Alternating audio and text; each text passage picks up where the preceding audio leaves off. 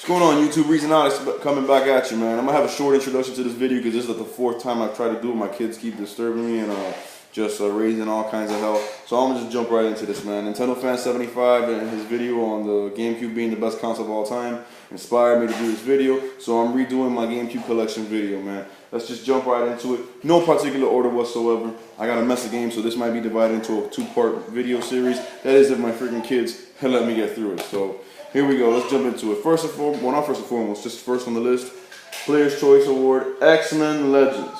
This is an action RPG, beat-em-up style action-adventure game. It's action-adventure because there's a lot of beat-em-up and you walk around fighting enemies and all that in the X-Men universe. It's really RPG-rich because you build up the party of a four-man, a dream team of X-Men characters that are all on the screen at the same time, and you can control either one of them at any time. And you build up their abilities and their costumes and all that.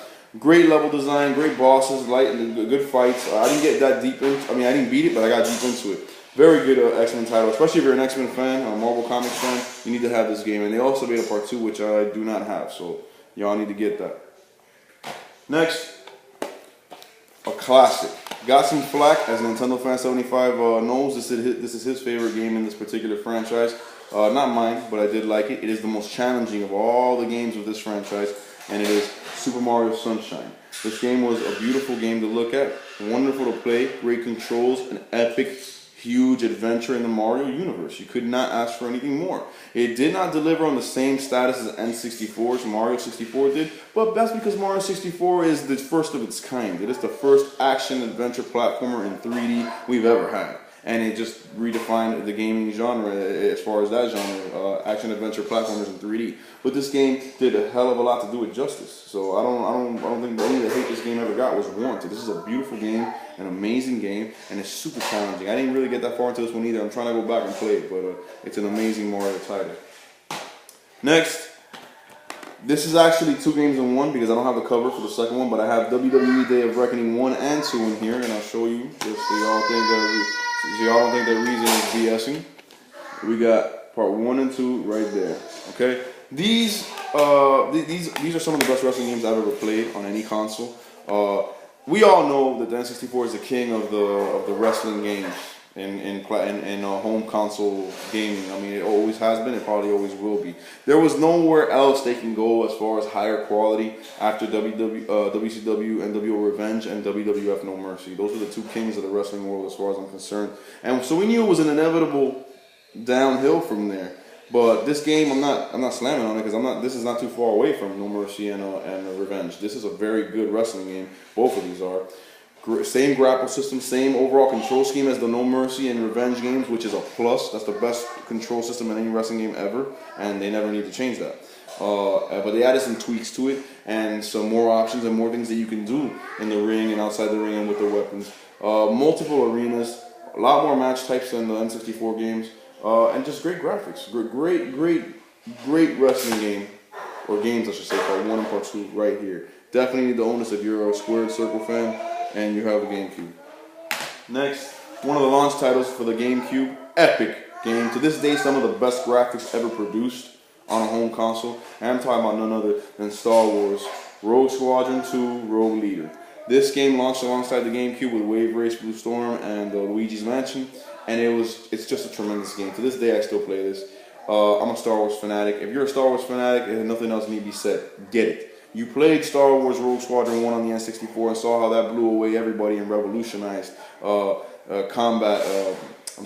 combat games. Space shooter games. Star Wars Rogue Squadron was amazing with the expansion pack on the N64. This one doubles the ante, just doubles up. It's just amazing, graphically, story-wise, the different vehicles you get to play, the levels and scenarios that you find yourself in the Star Wars universe, and the soundtrack. It's all there, and it's amazing. Definitely need to have this if you like Star Wars and you have a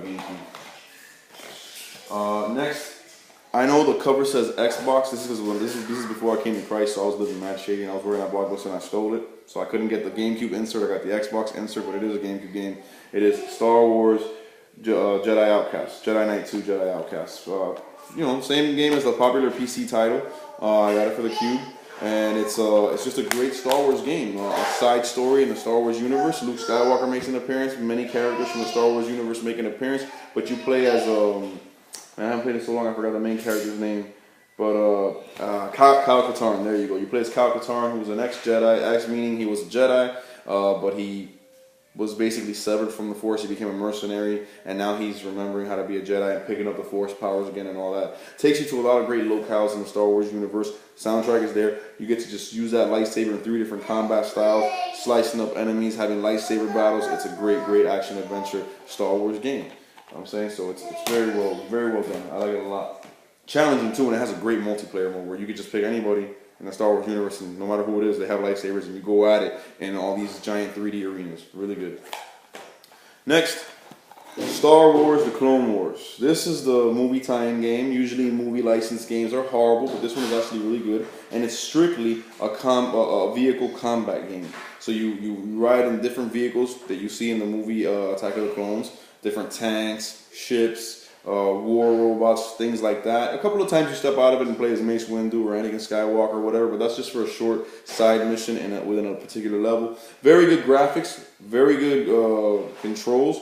Like, you know, like every Star Wars game, the soundtrack is there. It's bumping. It's great, man, and it has a lot of good combat in this game. I really can't complain, especially for a movie game. It's very well done. Next, we're going through the Star Wars games. Star Wars Bounty Hunter, and yes, I have it with the limited edition cover art. Jango Fett's helmet. This game just lets you do what everybody's always wanted to do, which is play as Boba Fett or Jango Fett. Be the baddest man in the galaxy, the rawest bounty hunter with all the weapons, all the gadgets, and go through the Star Wars universe in their shoes. It's an action-adventure game. You use a jetpack, the rocket launcher, the blasters, the ripcord, all that. And it shows you the origin of Jango Fett and how he became the model for the clones that you see in Star Wars Attack of the Clones. Very well done. Next, Star Fox Assault. The Gamecube's edition of the franchise that stayed traditional, stayed in the R-Wing. Space combat, dogfights. Very well done. A couple of on-foot levels. I don't agree with Nintendo Fan 75. I don't like the on-foot levels because I think the controls were just horrible. That's just my opinion. Everybody's entitled to their own, but I really thought the controls broke that down. It could have been so much more fun if they were done better. They're not unbearable, but they really just don't work for me. This game is at its best when it's in the R-Wing, and it's just beautiful, the graphics, man, especially the second level. Y'all know what I'm talking about if you played it. When you go down to the planet, you got the rainbow and the waterfall and all that. It's beautiful. But the game is great. It's Star Fox at its finest. It's not better than Star Fox 64, but it's up there with it. It's got a great multiplayer mode where you can do on foot, Landmaster, R-Wing, all that. And it's just great, man. It's a great addition to the franchise. Definitely pick it up. Next, my favorite GameCube game of all time, and that is Star Fox Adventures. I thought this was the crowning jewel of the GameCube library. It's the Star Fox franchise, but in a way we've never seen, and in a way that's welcomed and original. Because we've seen, you know, a lot of Fox in his R-Wing and Fox in his Landmaster, but we've never seen how much of a badass he is outside of it. And in this game we see it. It's an epic story, a great story set in beautiful, imaginative and creative worlds. With the Zelda engine, as far as the controls go and the night and day sequences, oh, it's amazing. It's an epic adventure, action-adventure game, done very well. Think of Legend of Zelda Ocarina of Time or Legend of Zelda Twilight Princess in the Star Fox universe, using Fox instead of Link. It's epic, it's amazing, the story is great. I still play this to this day. I still play through this pretty much a couple times, 3 or 4 times a year. It's amazing. I'm going to get into one more before I go to part 2. Soul Calibur 2. With Link as the Nintendo special guest character. As each version of the game on each console had a certain guest character, Link was the best one of the bunch, matter of fact. And I believe the Soul Calibur 2 on the GameCube is the best version. Tremendous fighting game. We know what Soul Calibur is about. Very well done. Controls, fighting, the moves, everything, the animation, the graphics, awesome, man. I'm saying so. We've gone through part 1. This might actually be a 3-part video series. Hope y'all tune in and check out part 2 of my GameCube collection. Holla, stay gaming, God bless y'all, we just getting started.